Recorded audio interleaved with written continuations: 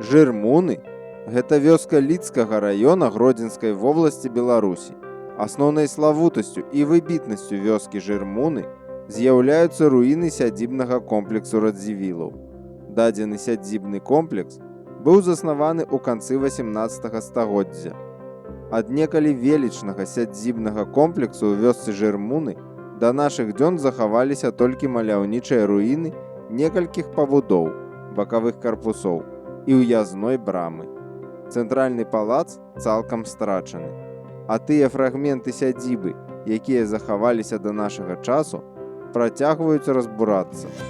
Тым не менш, руіны сядзібнага комплексу ў вёсцы Жырмуны ўсё яшчэ з'яўляюцца архітэктурным помнікам 18 стагоддзя, гісторыка-культурнай каштоўнасцю, а таксама турыстычнай славутасцю і выбітнасцю Беларусі, якая можа быць цікавая некаторым падарожнікам.